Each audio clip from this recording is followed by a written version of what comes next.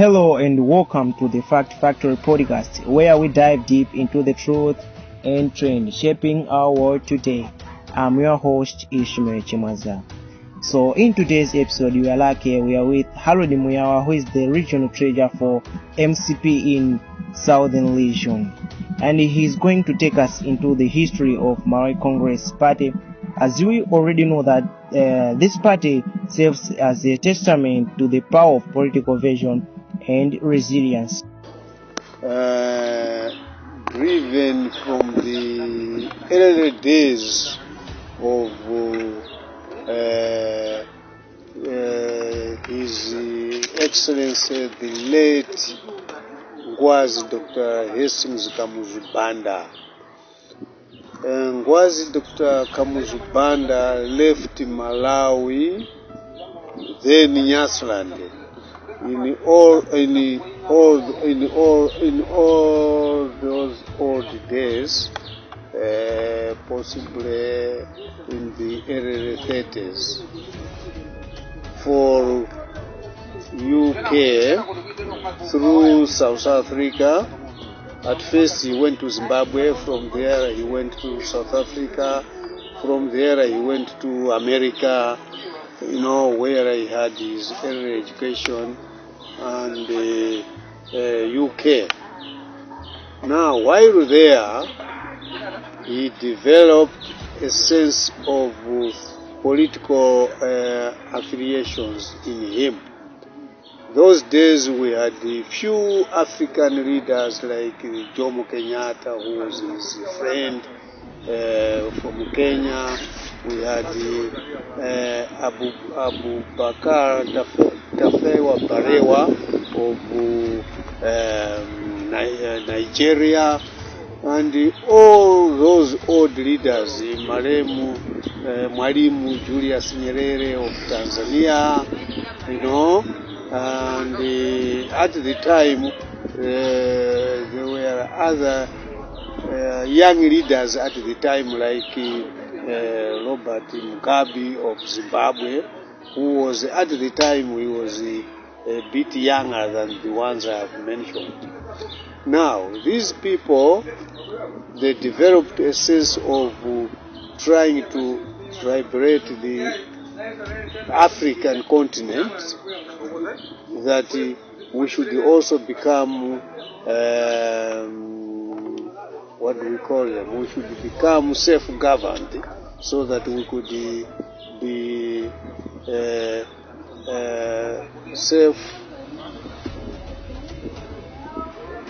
should have our own mandate of ruling African countries. So, this syndrome, I've forgotten Kwame Nkrumah of Ghana. He was the champion of this battle, you see, among his statesmen that I've mentioned here. So, as they were debating, discussing, they developed a sense of trying to colonize Africa from the British or French rule, from whatever. That was the born of what we call change of wind. They were trying to change the state of how they understood the problems then. Because don't forget, after a partition of Africa, now here I'm talking of when these colonial rulers divided Africa. That is when we call partition of Africa. After they did that, they were doing that against the African demands. It was they themselves as the colonialists to divide or to share up the continent, which they managed to do. But as they were managing Africa, time was changing, and Africa itself was also developing. And since Africa was also developing, there were some leaders now who felt it was now time for them to rule for themselves. Hence why this new born of Africa era from those colonialists. That's how it started. So each reader had to sensitize his African people from where he was coming from. Like say Kwame Nkrumah, he had to sensitize Ghanaians so that, Ghana could become independent. Tafawa Balewa, Nigeria, Jomo Kenyatta, Kenya, Julius Nyerere, Tanzania. Anyway, Zimbabwe, it was at a later period because the leader there was still junior to these other leaders. Now, Kamuzu felt that was also time for Nyasaland to come out of the colonial rule. So, what did he do? Don't forget, or you will be told that Nyasaland was bound together with two other countries, Northern Rhodesia, Southern Rhodesia, and Nyasaland. This is why there was what you hear nowadays, that there was Federation of Rhodesia and Nyasaland. Luckily enough, all these three countries were under the British rule. You see? So, it was easy to negotiate with the British so that, Nyasaland could become independent, Northern Rhodesia could become independent. Northern Rhodesia, there was Kenneth Kaunda. He was also an old statesman who led Zambia as, from the colonial board. So, when in the early 40s, 43, 48, 49, Dr. Banda, our president, our former president, was very instrumental among his other leaders, because he himself was a doctor in UK at the time. So these other leaders found advantage on him because one, he was they are a physician, they are a doctor. Some were going to him for treatment and all that. And due to that, they were negotiating and discussing whatever to do in Africa. So that made him to be on the center point of trying to coordinate with the other African leaders.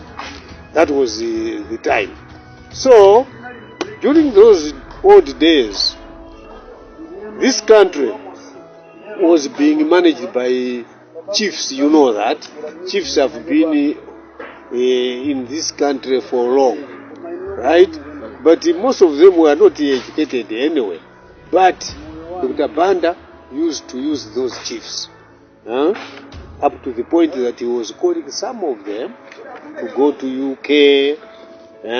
He was trying to sensitize this idea that as they came back, they could tell other African leaders or other people in Africa or in Malawi, in Nyasaland at that time. Now, on top of those chiefs, there were few other people who were educated then. They also followed the the same trap, like the Manoa Chirwa. You hear people of Manoa Chirwa. There was somebody who was C.C. Chinula, Charles Chinula. There were people like Sangara. There were old people of such caliber those days. They were also canvassing to people around Nyasaland to say, no, we have to get our own self-government. And this picture had entered in the minds of people. And there were some people who were really learned people, educated people, like the Orton Chirwa you are talking about, because the name of Malawi Congress Party came from Orton Chirwa.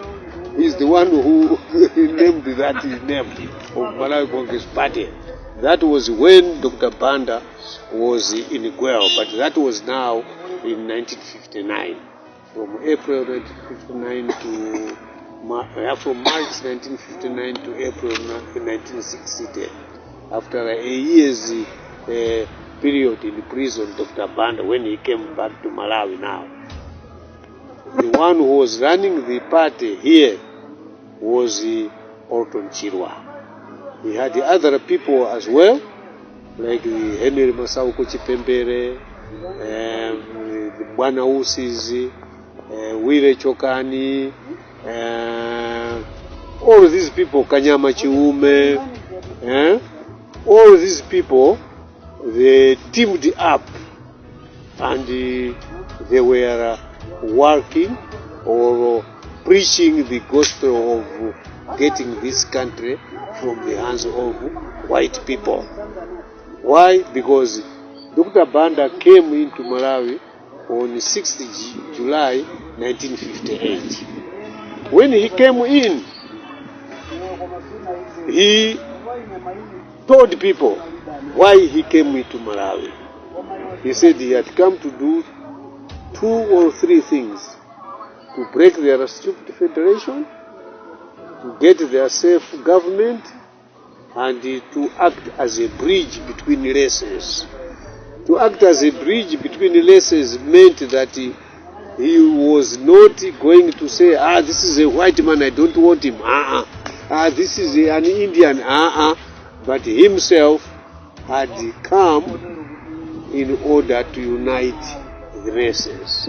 To get our freedom, to get our independence, and be staying in harmony, as a bridge between the races, So he did that, and he toured the whole country. That was between 58 and 59. And within 1 year, this country was on fire politically.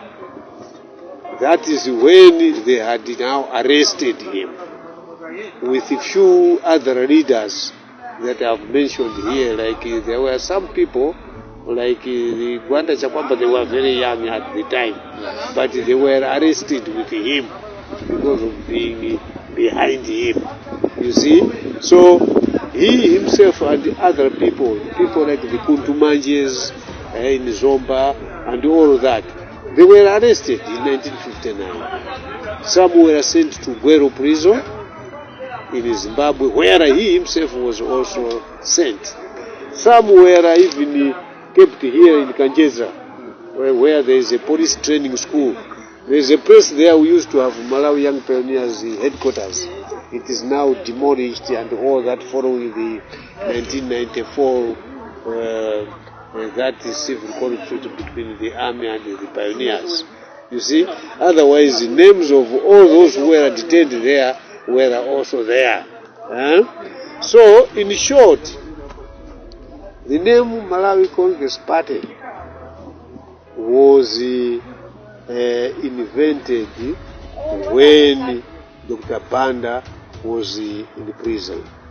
So when he came out in the 1960, this Orton Chirwa was like the Secretary General of the party at the time. He was running the party. So since Dr. Banda was their elder, he himself relinquished that post to say, Bwana, you have come back, we are giving back all the Bantus of running this country. We are now giving you back this country. In your absence, Nyasaland African Congress has been changed to be Malawi Congress Party. Right? So they made those changes and they told Dr.